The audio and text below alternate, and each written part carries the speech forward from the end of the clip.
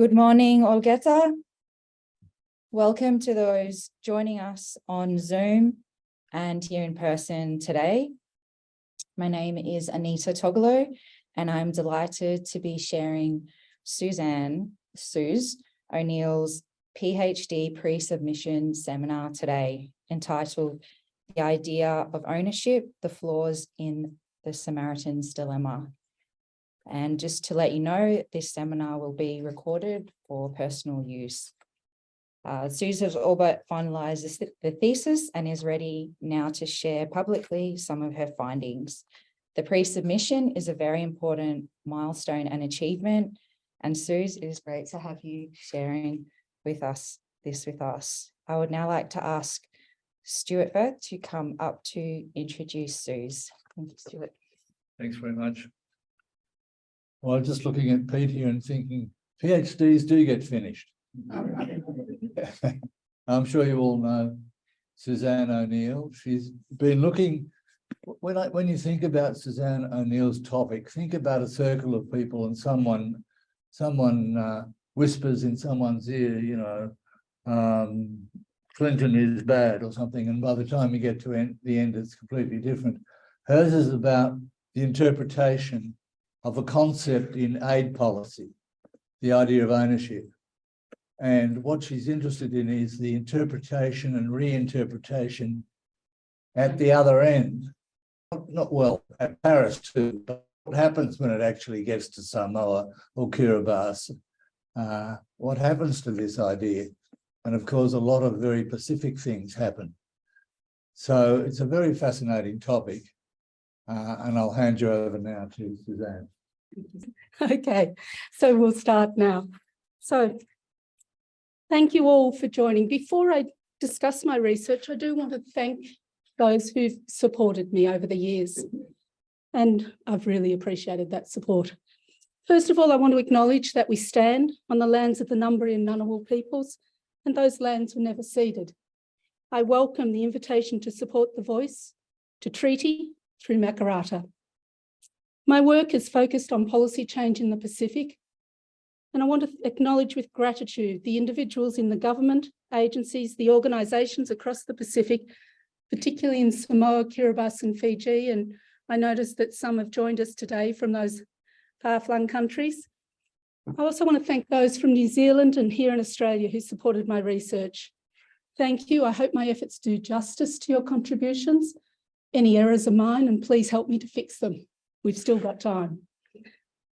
Here at ANU, I want to acknowledge the contribution of my panel, my chair and all my other colleagues here, and the professional staff and scholars across ANU who have supported me and my research. I thank you for your patience, your endurance and your goodwill. Finally, I want to acknowledge my family and friends far and wide for their support. It's been a long journey and I thank you for keeping the faith. This thesis really is a credit to the true believers. Thank you. Now, my research seeks to understand how policy creates change by examining the idea of ownership and its influence on development partnerships in the Pacific. The idea of ownership was at the heart of the Paris Declaration on Aid Effectiveness, a policy agreed in 2005 by over 100 donors, countries and international development organisations. Ownership was at the core of the policy's logic, its theory of how change happens. It was a logic which relied on the theories of Elinor Ostrom, a Nobel Prize-winning economist. How the idea of ownership influenced development partnerships in the Pacific in two countries, Samoa and Kiribati. Essentially, my research looks at how an idea at the heart of a global agreement in Paris influenced policy practices and partnerships in the central government agencies of Apia and Tarawa. My findings suggest that Ostrom's reliance on the Samaritan's dilemma was flawed, and this affected the capacity of ownership to shift power relations between donors and the aid recipients, as ownership claimed it would in the Paris Declaration. The exercise of ownership was mediated, I found, by the operation of local knowledge, reflecting identity, connection and place. But this did not always accord with the global idea of ownership at the heart of the Paris Declaration. While there was seeming consensus in Paris, I think that it represented compromise rather than shared understanding and aspirations. And that's the story we'll explore today. So I want to just acknowledge that my seminar and my thesis is based on a simple proposition, that the way that we see the world varies according to our sense of identity, place, and connection. And this, I assert, is the basis of our power, drawing from Haugaard and others, that this is the source of our capacity and desire to influence others and our own place in the world. And this influences how policy is designed, implemented, and its success evaluated. It's a point made by one of the Pacific's senior elder statesmen, Ratu Sekamasesi in his first speech to the UN a week after Fiji's admission in 1970. As Ratu Mara pointed out so long ago, those who must live with a policy can hold different values, customs, and beliefs to those who crafted the policy.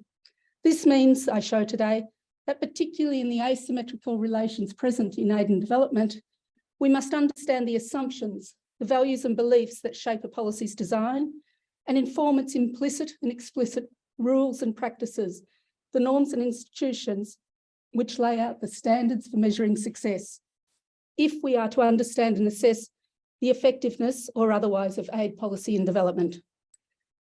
My research illustrates this argument through a case study of the Forum Compact on Strengthening Development Coordination in operation between 2009 and 2017. The compact was agreed by the Pacific Forum leaders in Cairns at their annual meeting. It was the regional counterpoint to the Paris Declaration, and it reaffirmed the principles laid out by Paris and the centrality of ownership. All 13 Pacific Forum members in Cairns, including Samoa, Kiribati, and Australia, endorsed the compact, and all but one of the region's major donors. The Forum Secretary General dissolved the compact less than a decade after it was agreed in 2017. So the key points that I want to go through today is that first I will explain the framework for my thesis. In the overview, I will discuss the key points which emerged in framing the research approach and which shaped the research parameters. I will trace the evolution of my understanding of the puzzle, which was essentially a mismatch between the rhetoric in Paris on ownership and its practice, which led to my research questions. I'll briefly touch on the conceptual origins of the idea of ownership within the hallways and the meeting rooms of the World Bank and its travel through the OECD and the UN across the oceans via Paris to the Pacific. Then turning to two case study sites in Samoa and Kiribati, I'll briefly discuss my findings. I'll explain how I applied my analytical model, which could get a little complicated, so you can ask questions, and my deliberations in each site. And this will bring me to the conclusion, where I discuss the idea of ownership at the heart of the Paris, whether the idea of ownership at the heart of the Paris Declaration and its regional counterpart, the Forum Compact, represented policy failure or development success.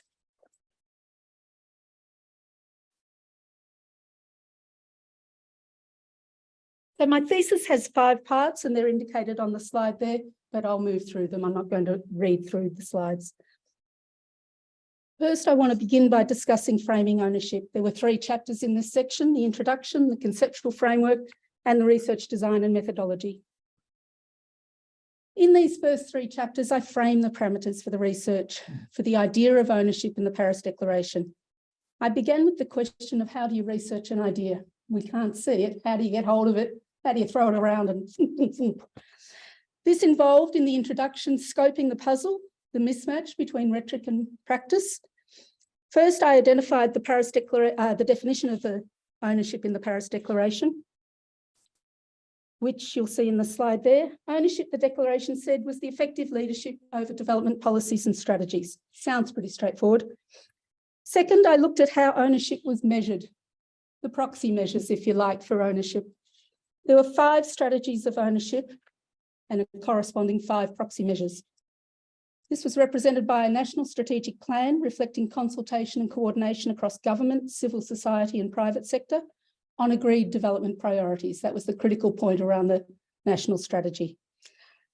It was aligned to a national budget which allocated resources effectively and efficiently, authorised by Parliament, and monitored through a performance framework, which monitored how resources would achieve the desired results. But underlying these proxy measures and wrapped in that definition of ownership were a series of norms about what one ought do, as Sicking and Finmore would describe it. Those invisible kind of rules about how we should behave as individuals. So these proxy measures and underlying strategies assumed agreement on a number of global policy norms, the building blocks for change in local practices or institutions. And when I talk about institutions, I'm talking from March and Olsen there. I'm talking, as they say, an aggregate of norms. And they're those behaviours that we've all agreed as a collective that we should perform. So it's very nice that one ought to prioritise one's development issues. When one brings them together through a strategy, one has created an institution or a practice around ownership. So going into that, for describing the norms that underlie a national development strategy, for example, which is the result of consultation across the government, civil society and private sector, was assumed to demonstrate the norms of responsibility and leadership, inclusion and participation. Similarly, the budget, under Parliament's authority, was assumed to demonstrate the norms of effectiveness and efficiency and the political commitment of the Parliament. As did the performance framework. This showed how government and others would monitor how those resources are used effectively to achieve results. And so, of course, it reinforced norms of efficiency and effectiveness. And finally, the processes of consultation and authorisation were assumed to endorse the norms of inclusion. It wasn't just about government, it had to include everyone in the country, and political commitment. Effectively, the definition, the measures and the norms reflect the policy's logic. Whoops, is yours working now? The idea of ownership under the Paris Declaration laid out a roadmap for change. The production of the national strategy and other measures meant that donors would trust countries to use their aid effectively. And that was a critical point, as we'll see when I go back through the history in chapter 4. And these measures would trigger aid flows that the countries invariably relied on to enact their development aspirations. So the logic went like this.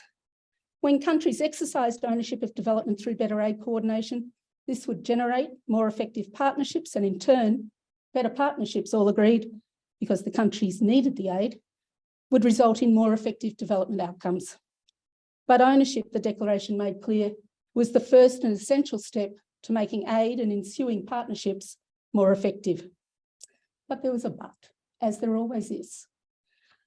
The rhetoric of Paris didn't accord with my years of experience in the field. There were too many times when people described themselves as caught between a rock and a hard place. A donor on one hand, a report that had to be done, and me asking for a workshop in the middle. There were too many times when their experience with aid programs was one of failure. I can still remember a woman walking up the steps to a meeting room, and I said, "Thank you so much for coming today. We'd tried for a year to get this meeting to happen." And we were talking about developing a strategic plan. And she just looked and said at me and said, "What does it matter? We always fail." And it stayed with me. It's a waste of resources if that's the, and more. Anyhow, this unease was backed up by the debates in the literature on ownership and aid effectiveness and the broader politics of aid. There were three key issues that shaped my research inquiries. The question of meaning, the debate around what ownership actually meant, differed for different audiences. And if you look, there's a lovely thesis by a gentleman in New Zealand who's focused on what ownership means, for example, for civil society. So there's lots of different ways to understand the meaning of ownership. There were questions around context, how a global agreement made sense across scale in different local contexts. And there was the question of power, particularly the effect of the asymmetry in power relations between donors and aid receiving countries. So these debates raised for me the question of whether the claim of consensus in Paris and in Cairns on the idea of ownership more accurately represented compromise or coercion, which meant that in chapter 2, the conceptual framework, I explored the question of what we know in the literature about how an idea drives change and a shift in power through policy. I looked at 4 key areas of the literature. I won't go through all of it today, but I'll draw your attention to several key findings that shaped my analytical framework and, the course of my thesis, really. So, effectively, the Paris Declaration laid out an institutional model for policy change, and I've already described that a little bit between the norms and the institutions. Ownership offered a roadmap to organise and sequence the steps for change. If you do a plan, then we'll trust that you can organise yourselves and agree on development priorities. Then we'll give you aid. Then we'll have a better partnership. That was the kind of sequencing effect of ownership in the declaration. In its turn, the roadmap drew, as observed, on the theories of the Nobel Prize-winning economist, Elinor Ostrom and her team, which we've discussed was about that notion of aid as subject to perverse incentives and the idea of the Samaritan's dilemma, where donors were essentially altruistic, but in the act of giving aid, the argument ran, donors risked creating dependency in their relationships. Dependency, according to Ostrom, revealed a breakdown in local norms and institutions, which generated an incapacity in the recipient. And this, I think, is a critical point. They didn't take responsibility for their situation, but instead they relied on the donor. And this was where Ostrom gave her answer. Ownership was the way to redress those perverse incentives generated by the Samaritan's dilemma, or typified by the Samaritan's dilemma. Donors must engage beneficiaries in designing and delivering aid interventions, and participation, bringing locally situated knowledge into the design and delivery of aid interventions, would encourage beneficiaries to take responsibility for their situation. And in the process, it would rebuild those dysfunctional norms and institutions with support from the donors. Participation would affect the transition in ownership of aid interventions, a shift from donors to beneficiaries. Ostrom identified 4 criteria for participation, and you'll see those listed in this sort of column. I won't go through them all because we'll come to it when I discuss the case studies, and I'm going to leave this up here so you can look at it. So just following the slide, the proxy measures, the intent of the proxy measures, and the global norms that underlay them. So that effectively lays out.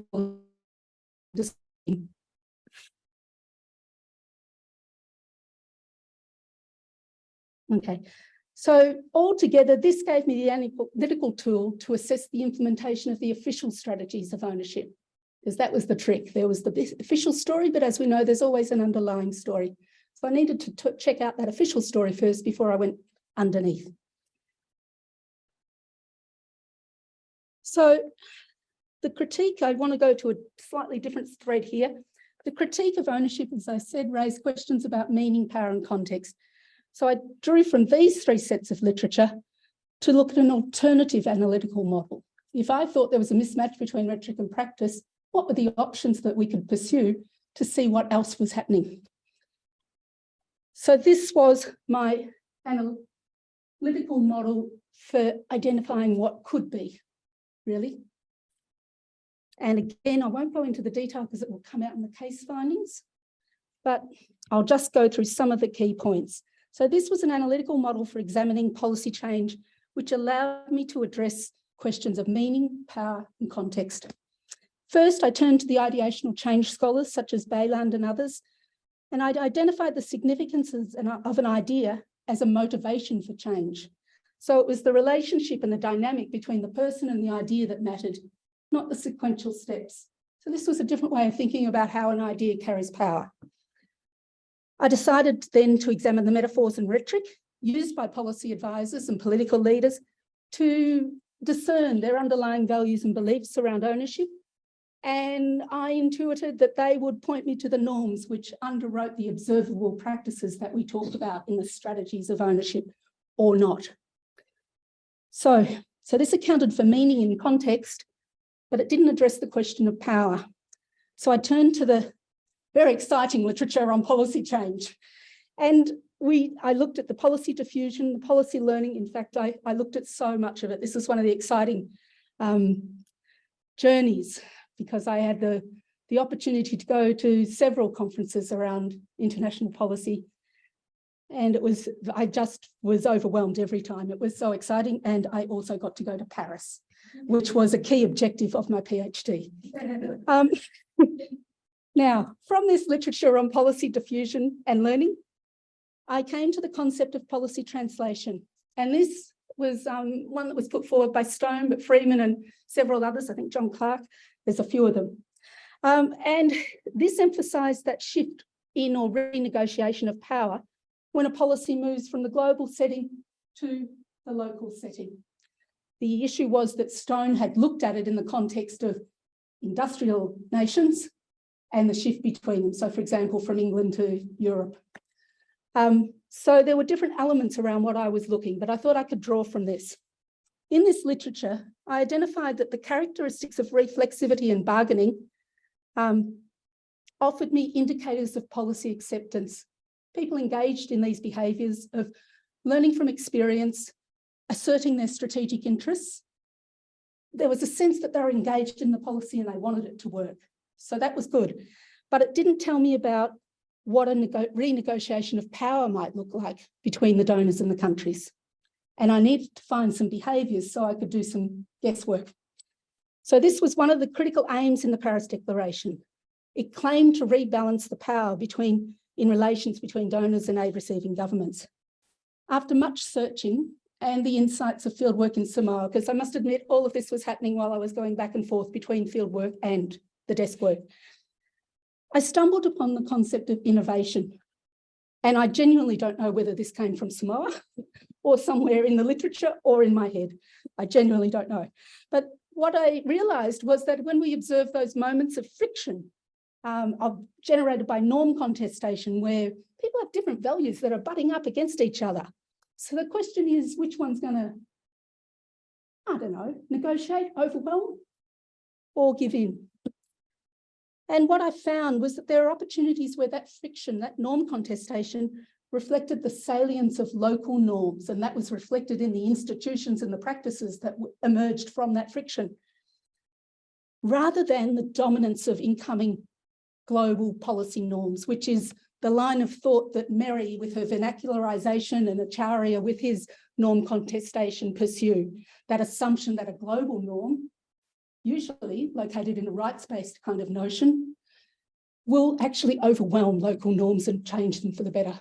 What I was looking for was the inverse. Where would those local norms get to negotiate butt heads and decide what was the better way?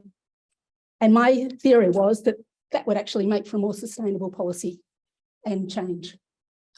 So these local norms were the force behind the innovation, motivated by the local significance attributed to ownership, and instrumental in crafting the new practices which sought to resolve old problems. That was innovation. And this, I argued, indicated a renegotiation or a shift in power. So I had that analytical framework with which to look for an alternative if I thought that the institutional model of the Paris Declaration wasn't working. It also left me with the following research questions, and I'll leave them up there for a while so as we work through it. So with this frame from my research, I moved in chapter 3 into the research design and methodology, where I chose the methods and tools of interpretive policy analysis to untangle, in Goetz's words, the webs of significance around the idea of ownership. I drew on interpretive policy analysis methods and ethnographic techniques to generate and analyse data. This included semi-structured interviews and field observation with policy advisors and the political leadership, where I could. It included historical methods, including archival investigations and analysis. And there were, as David has reminded me, lots of archives in my office, but also online at the forum and at the OECD and the UN and the World Bank. It's astounding what you can find. So I then conducted an analysis of the related policy text. I conducted over 80 plus formal interviews, plus another 20 or so informal interviews across 4 sites: Samoa, Kiribati, Fiji, and Australia. I also drew from my extensive personal experience in aid and development, which I realised was sometimes more of a barrier than a guide. And that was a little bit of a shock, I have to admit. I can go through my research methods in more detail if you're interested, but I just want to point to 3 key points that came out of it that shaped the way the research went. So it was an iterative process of trial and error and discovery over time, as Stuart so kindly observed. First of all, the framework for analysis moved from policy translation through the lens of a broker who acted as a mediator and a brokerage, or carried more authority, I think, between the donors and the countries. So it changed from that lens to draw in on the literature on ideational change and norm contestation in my search to understand when and how power shifts, which is what I've just explained in the previous chapter. The geographic focus of my inquiries changed. Initially, I was looking at the region and its relationship to countries, and I actually, in that search for power and where the broker located, I ended up focusing on the countries. And then as I moved through the fieldwork, the significance of history became so apparent in the conversations in each side, and I could not ignore it.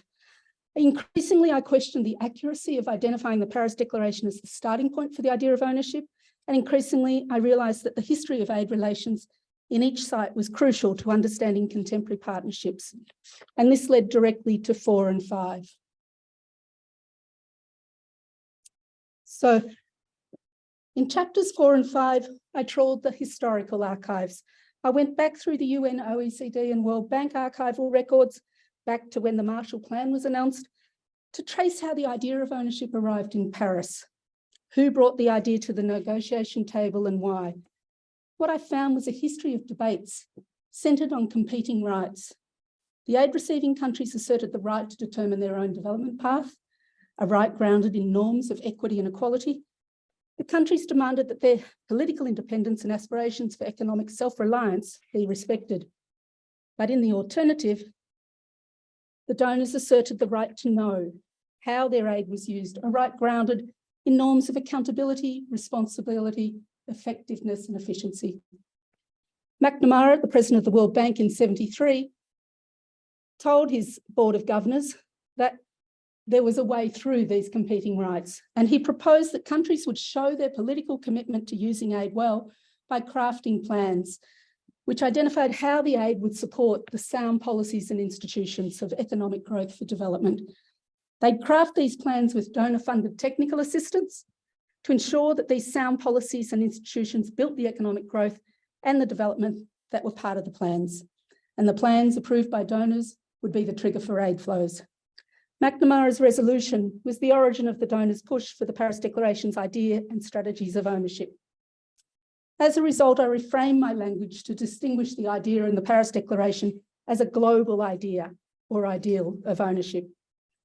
It also meant that in chapter 5, I examined how the global idea travelled from Paris to the Pacific.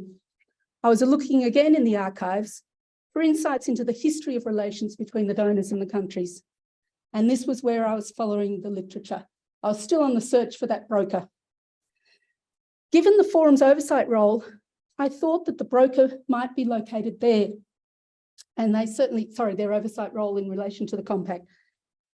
Forum leaders had, in the early days of independence, sought to establish the argument for mutual benefits in relation between the donors and its Pacific members. Aid was accepted, but it was a temporary measure. But by the time ownership arrived in the Pacific, the region had a reputation as one of the most aid-reliant in the world. And the Forum Secretariat, it seemed, acted more often as a conduit and mediator in relations between the Pacific countries and donors, rather than a norm setter, which was the path recommended by the Marauta report in 2013. So I'll come back to this point later. So this refocused my research from the region to the countries. I was still looking for that place where that shift in power that's purported to represent successful policy translation was negotiated, and I found it in the countries. So in chapters 6, 7, and 8, I examined the policy logic in each country. I examined how global policy became local practice. I'll turn first to Samoa. So just a reminder that they're the questions that I was pursuing. Both Kiribati and Samoa signed on to the Forum Compact in Cairns in 2009, but they each made different choices grounded in their local values and beliefs, their locally situated knowledge, in the way they engaged with the global idea of ownership or not. And Australia's response to the country's choices ultimately followed the global idea of ownership rather than responded to the specific context proposed in each country. So I'll start with Samoa. When the compact was agreed, Samoa, as a key advisor explained, was already implementing the changes indicated by the Paris Roadmap. But curiously, they insisted that neither Paris nor the compact was a driver of change.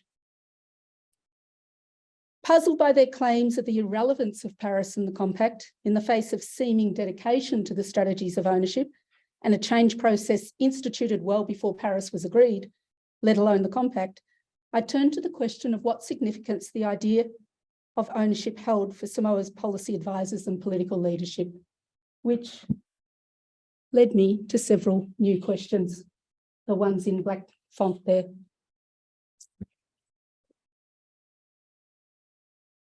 What I found was Samoa's policy advisors explained was that they saw an opportunity in the language of Paris, an opportunity to promote their aspirations and their values and beliefs about partnership in accord with the strategic directions they had established back in the early 1990s. Samoa's policy advisors, backed by the newly installed Prime Minister Tuilaepa, sought a mutuality and understanding of their culture and their environment in their partnership with donors. And following the signs that indicated in various interviews, I realised that the history of relations was critical to this aspiration. The archival records of development planning since independence in 1962, I think the first plan was crafted in 1965, showed a history of disrespect and paternalism. Fa'a Samoa, and in particular Fa'a Matai, the local traditions and customs of governance, were identified in the various plans and reports as an impediment to the economic growth which generated development. The tipping point came when Samoa faced another financial crisis in the early 1980s. The government couldn't pay for the fuels on the boats in the harbour, and the IMF forced an austerity program in return for a bailout. There were letters sent to the Australian and New Zealand governments, and they basically said, go back to the IMF. It was a moment of humiliation not easily forgotten by many in the senior policy cohort, even years later. Even in 2012, Prime Minister Tuilaepa referred to that incident and that moment in time when people were challenging him about finances. So it shaped his vision. In the 1990s, and so in response to that humiliation, in the 1990s, Tuilaepa and a cohort of dedicated peers in the public sector formed a common vision. They agreed with the World Bank's neoliberal policies to promote economic growth and the sound management practices of the new public management approaches promoted by New Zealand and Australia, but they grounded their 95-96 strategy for Samoa in the village and the heartland of Fa'a Samoa. By the time Paris and the compact arrived, Samoa was already engaged in substantial change in their public sector, including the practices nominated by the global idea of ownership. But, I argue, the subtle threads of Fa'a Samoa and Fa'a Matai influenced and shaped the way the public sector operated, even while it engaged constructively with the donors' policies and accompanying norms and institutions. So when the compact was endorsed in 2009, Samoa's policy advisors accepted much of the policy because they were already doing it, but they also critically challenged others. They reflected and they bargained and they innovated. In their innovations of policy tools and practices, they asserted, I argue, the primacy of local norms over the incoming global policy norms. And the examples of that I point to are the partnerships policy, which define roles and responsibilities between the donors and the government. And it was a policy that the Australian government said, reset relations.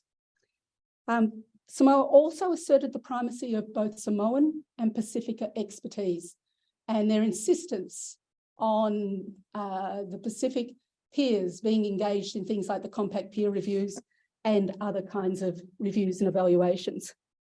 These innovations, I argue, brought the norms of relationality under Fa'a Samoa and its governance pillar, Fa'a Matai, to the fore, and represented the shift in power that constituted the exercise of ownership of development within the aid paradigm in Samoa, which is different from what happened in Kiribati, which is why I draw your attention to it.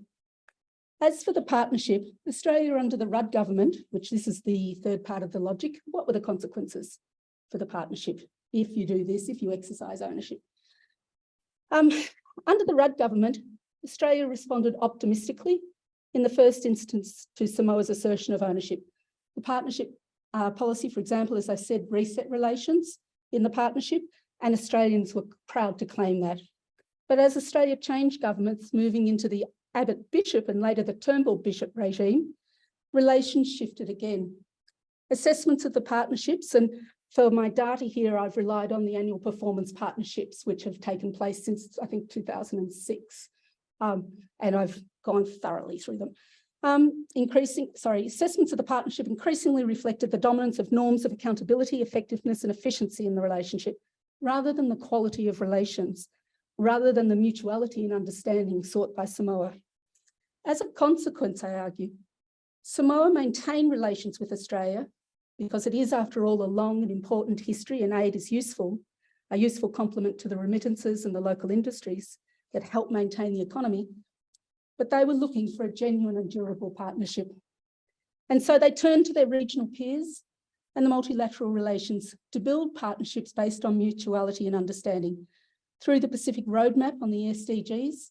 And they pulled some of those innovations into the Pacific Roadmap. It did keep elements of the compact, and I'll come to that later. They were part of the conversation, and their Prime Minister was the chair, which announced the Blue Pacific, which redefined the development narrative. And following the SIDS conference in Apia at a multilateral level through the Samoa Pathway and the UN SIDS partnership framework. So, whoops. That is Samoa. We're moving to Kiribati, and I'm thinking that time might be a little bit more past 5 minutes over what I projected. So if anyone needs to leave, please do. So turning to Kiribati. And just a reminder of the questions there. Kiribati too delivered on the proxy measures of ownership, even if some outside the country questioned the underlying quality and substance of those measures. Policy advisors took their responsibilities with dedication. They reflected and bargained, and where necessary, delegated tasks, such as financial management and strategic planning, that might require additional expertise outside their skill set. They engaged consultants to undertake those responsibility for those. Those consultants were funded by the Australian Aid Program. But like Samoa, there was a little bit of a twist in the global idea of ownership.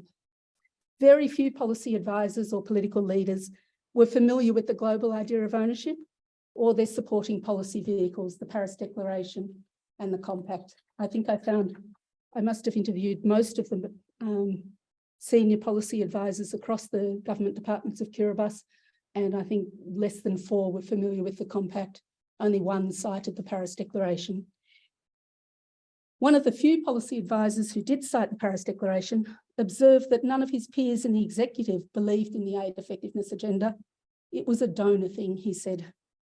So again, I turn to the significance of ownership and its relevance to aid and development in Kiribati. What I found was that there was a diversity of views. Unlike Samoa, where there was strong cohesion, there was a diversity of views across nearly every advisor I spoke to. So sifting through that took me some time. While some thought about ownership as taking personal responsibility for speaking up, few associated ownership with aid relations. At the end of the day, said one, it's the donor who decides where the funds go. Another classic one, which I don't have up there in the quotations, was an insistence by someone who was quite senior in finance at one point, who said, aid, it's not mine, it's free, let's just take it and keep moving. When you stop giving it to us, that's fine, but we'll keep moving otherwise. So aid was regarded with ambivalence. It was both trusted and an obligation. Sorry, not trusted and an obligation. But it belonged quite clearly to the donors. It was not seen as a pathway to development. Accepting aid was a tough, and here I went back through to history again. What I realised was that accepting aid was a tough place to be for a true Kiribati, someone who's at one with the ocean and a person who stands on their own 2 feet, someone who contributes and cooperates when needed, yet aims to be self-sufficient and autonomous. what I found was that the Kiribati had been subject to the capriciousness of imatang or outsiders since the British arrived unannounced in 1892 and declared Tungnaru to be theirs, claiming agreement with the people across the island chain, even though, as everyone knew, there was a gunboat in the harbour. And that sort of typified the sense that I felt when I was in Kiribati.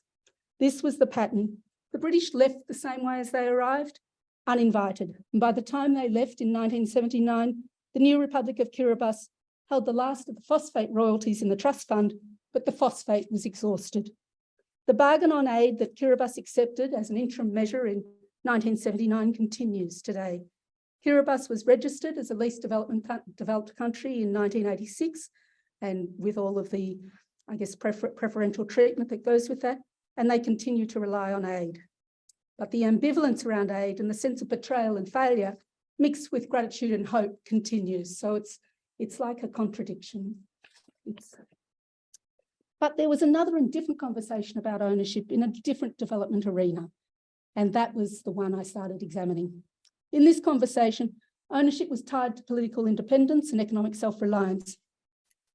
Ownership, in this sense, represented the exercise of legitimate authority or mastery over resource. It was more like unambiguous sovereignty. So that's where those comments around aid, it's not ours, it's free, take it, started to make sense. It was never going to be ours. But Kiribati asserted their sovereignty over the fish, and this was their pathway to development and had been the pathway that they had been pursuing since independence. But to get those, all the different parts of the jigsaw puzzle in one place had taken time. And most of you will be familiar with the work of the PNA through the marvellous Transform Akaral. And so you'll know that story. So this, I argue, was where Kiribati demonstrated leadership and responsibility for effective and equitable development to ensure Kiribati could survive. This was where Kiribati exercised ownership by their rules. They asserted authority, their sovereignty over the fish that swam in the 3.5 million square kilometres of ocean territory. There were 2 campaigns, President Tong led, on fish and climate change, asserting Kiribati's relevance in the world as a large ocean state rather than small and vulnerable. He asserted a moral framework of interdependency, which reflected the salience of Kiribati's norms of self-sufficiency and autonomy, alongside those of contribution and cooperation. And he did this in 2 ways, by exploiting the resource they legitimately own, the fish, and the right to benefit equitably from the fish. And second, he aimed to hold the wealthy countries who were also donors to account for the effect of their behaviours on his people's right to survive. Kiribati asserted the right to be acknowledged by others as relevant, including by the wealthy donors, affirming Kiribati's right not only to continue to enjoy their world, but survived. While Kiribati reaped rewards from the fish, and I know in 2017, when I looked at the records, they were generating far more revenue from the fish than they had from all of their aid donors. There was less success on achieving the kind of change sought from wealthy countries on climate change, including Australia. Domestically as well, support for President Tong's advocacy on climate change was ambivalent, and we see that with the shift to the new president under new President Mamao. Some trusted instead that their God would not permit another great flood. As for the consequences of Kiribati's choice around ownership in aid relations, I argue that Kiribati simply sidestepped the global idea of ownership, managing good personal relations with the donor representatives while asserting the significance of local knowledge in negotiations when needed and delegating where necessary to ensure aid flows continued. Australia initially supported Kiribati's efforts to maximise the fish through its ongoing support to the National Development Strategy, as it had for some time. But in other areas, Australia's support was not as welcoming. The campaign on climate change was less successful. While Australia supported Kiribati with the Labor migration policy through successive governments, the Abbott-Bishop regime was reluctant to compromise on what it saw as Australia's national interests. And you'd all be familiar, I think, with what I find to be an appalling incident. I think it was after the 2015 forum. I know I was in the Pacific at the time and people were just horrified. So it was a reluctance, going back to the national interests, it was a reluctance which Australia's political leadership under Abbott managed with disrespect and disregard, a disrespect that was noticed by his Pacific peers. So I turn now to the conclusion, which is chapter 9.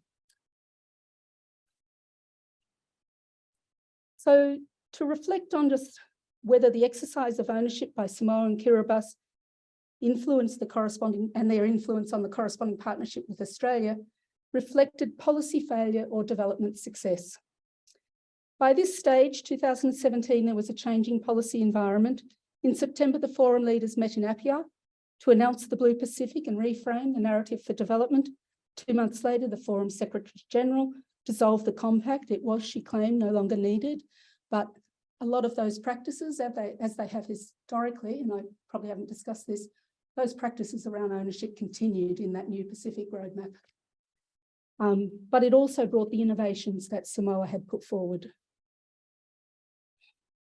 Globally, ownership became one of 4 principles under the Global Partnership for Effective Development Cooperation and a component of Goal 17, the partnership goals of the SDGs. But I think there was a subtle shift, and this is reflected in the Pacific Roadmap, from ownership became part of the discourse rather than prominent in the discourse, and the focus shifted to mutually accountable partnerships, which I think is significant. I'll just leave that sitting there for now. So I began thinking about what we learned about ownership under the compact. I began today's seminar with a simple proposition that the way we see the world varies according to our sense of identity, place, and connection. And this influences how policy is designed, implemented, and its success evaluated.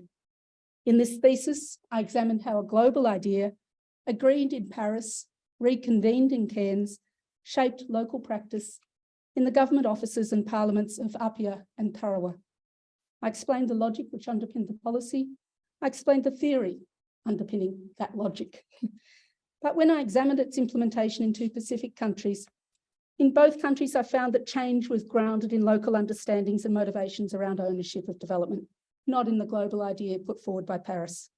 Change was motivated by local aspirations and desires for dignity of equity and equality, rather than the pursuit of effective and efficient aid, even if it was acknowledged that it was a reasonable expectation.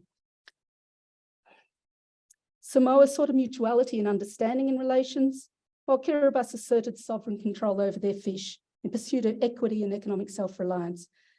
But despite Australia initially promoting the idea of ownership, and it was Australia which put forward the compact in Cairns, when the countries chose to assert their power, their capacity to influence their development path, and I argue to exercise ownership, either within the aid paradigm as Samoa did, or outside the aid paradigm as Kiribati did, Australia reacted in 2 ways. Under the Rudd government, Australia was receptive to the shifts in relations, but as Australia's government returned to the coalition leadership, Australia's economic diplomacy sought to reassert the prominence of accountability, effectiveness, and efficiency in relations. And in particular, they simply rejected the argument for advocacy on climate change in favour of Australia's national interests. In consequence, while each Pacific country maintained relations with Australia, they also looked outside their bilateral relations to build better and more responsive partnerships in other arenas. I conclude that the global idea of ownership was premised on flawed assumptions about donor altruism and aid recipient capacity. The policy logic of ownership was constrained by several limitations, which influenced its relevance and its effectiveness as an instrument of development change in the Pacific. Ostrom's argument held that donors are motivated by generosity and altruism, and that donor dominance over aid receiving governments was almost an accidental consequence of their goodwill. When it is clear, as Lancaster and others have advised us, that donors act from their strategic interests, seeking to influence and control geopolitical and geoeconomic relationships through aid. Not only does the literature show this, but we can go directly to Rudd's own words when he was advocating to become Prime Minister. Countries, as the case, and sorry, that's what I've got up there, quotes from an interview with Late Line, where Mr. Rudd at the time acknowledged that helping the Pacific was the right thing to do, but it was also a way of us regaining the prominence that we'd lost in the region. So there were a range of reasons, as we all know. Countries, as the case studies show, also act from their own strategic interests. Ostrom and her team's theory was also flawed in its assumptions of recipient capacity and motivation. They assumed aid dependency was symptomatic of incapacity and indicated broken or dysfunctional norms and institutions. And they assumed that aid-receiving governments were passive recipients. I think the examples of both Kiribati and Samoa illustrate that that is not the case. They may do things differently, but it's not the case. Both Samoa and Kiribati demonstrated the strength of local moral codes, and they asserted the validity of local moral frameworks and proposed alternative institutions. They asserted a significance to ownership grounded in locally situated values and beliefs and norms and practices, which drew from a sense of identity, history, connection, and place. So to answer that question of whether the story of ownership was policy failure or development success, I think we have to return to Ratu Mara, who pointed out, which standards do you want to apply? How are we going for time? Still got a few more minutes? Okay. So the answer to that question depends, as Ratu Mara pointed out, on whose standards you apply. I don't think it was policy failure. The practices of ownership continue to be endorsed by the region through the Pacific's roadmap on the Sustainable Development Goals, which I think is really interesting. But I also remember that when I went back through the history of relations in the Pacific, those same practices have been present since 1976, when the first review of aid effectiveness was undertaken by the Forum. So these are historical legacies, and I'll just leave that one sitting there. But I think that's a sign really of the compromise that people are willing to make and negotiate. And that, particularly with Samoa, was what they were looking for. So the several practices, as I said, innovated by Samoa, have been included in that Pacific roadmap. But there was also, I claim, development success. The exercise of ownership in both countries, according to their rules, signalled a place to look to consolidate opportunities for the future. I argue that we need a new metaphor for aid relations. The Samaritan's dilemma simply doesn't work. The exercise of ownership in Kiribati and Samoa illustrates that the donor has a role to play in recognising and acknowledging that ownership is a mutual thing, in recognising that the operation of power at the negotiation table and being willing to share power. And I think some of the work that's been done on localisation offers some interesting insights into ways that we can do that, but I won't go into it here. But the other interesting thing is that if we go back to chapter 4, where we talked about the origins of this idea of ownership, the competing rights acknowledged by McNamara in 1973, the right to equity versus the right to accountability, remains a tension at the heart of aid relations. It also shows that countries continue to find ways to assert their relevance, to seek a mutuality through understanding, and to hold donors to account in pursuit of mutually accountable and inclusive partnerships.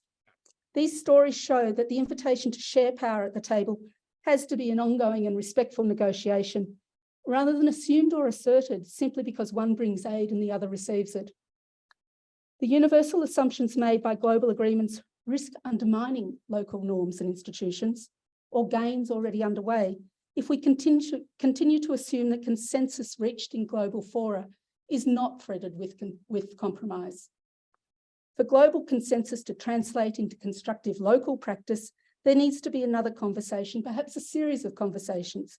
These conversations must recognise and uncover the compromise which consensus may mask and unpack the policy, rather than assume that global agreements can simply be replicated across different contexts. These conversations must introduce the nuance of context, acknowledge the power and the history in the room, and reintegrate local values and beliefs back into that policy. Otherwise, we risk being left with coercion shaping aid relations, and coercion, I argue, is not a good basis for successful, genuine and durable partnerships. And I thank you all very much for your time and your attention today. I really, really do.